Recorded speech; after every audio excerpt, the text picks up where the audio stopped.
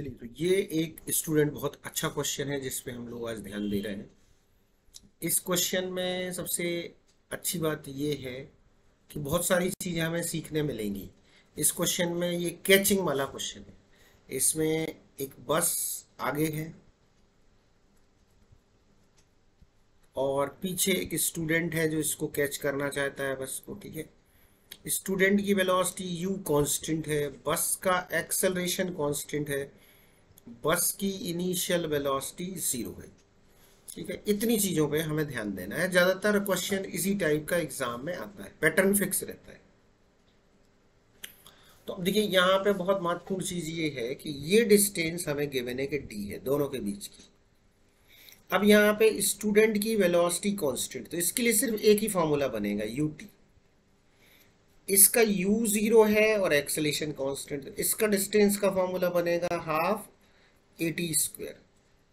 ठीक है, ये u0 है। अब देखिए, इनके बीच की डिस्टेंस कितनी गिवन है d।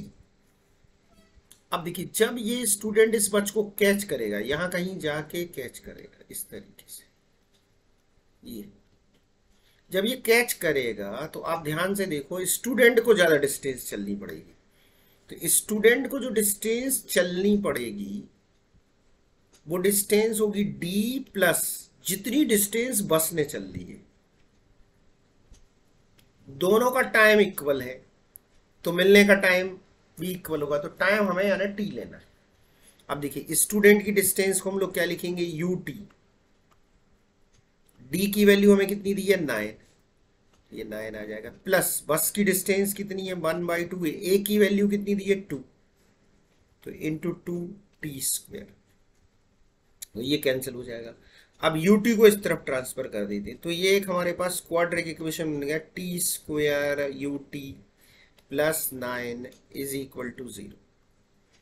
अब देखिए, इस क्वाड्रेटिक इक्वेशन को हमें सॉल्व करना है, लेकिन प्रॉब्लम ये है कि दो वेरिएबल है और ध्यान से देखने की जरूरत है। अब इसमें दो वेरिएबल है तो इक्वेशन कैसे सॉल्व होगा। जब भी आपको किसी क्वाड्रेटिक इक्वेशन में दो वेरिएबल मिल जाए तो ऐसे क्वेश्चन को सॉल्व करने की ये ट्रिक है कि इसका जो ये वाली वैल्यू होती है b² माइनस 4ac, ये ग्रेटर देन और इक्वल टू 0 कर दें, इससे क्वेश्चन आपका सॉल्व हो जाएगा। इसका मतलब होता है कि क्वाड्रेटिक इक्वेशन का जो d है, जो अपन d पढ़ते थे, d is equal to b² minus 4ac, इसकी वैल्यू अगर रियलिस्टिक है यानी क्वाड्रेटिक इक्वेशन के रियल रूट है तो ये वैल्यू ग्रेटर देन और इक्वल टू 0 होनी चाहिए। तो देखिए, इसमें b की जगह क्या दिख रहा है हमें, u माइनस u, तो माइनस u का स्क्वायर कर देते हैं, माइनस 4, a की जगह 1 दिख रहा है यहाँ पे और c की जगह 9 दिख रहा है, ग्रेटर देन और इक्वल टू 0। तो यहाँ से हमारे पास आंसर आ रहा है u ग्रेटर देन और इक्वल टू 36, यानी सॉल्व करने पे आंसर आएगा u ग्रेटर देन और इक्वल टू 6।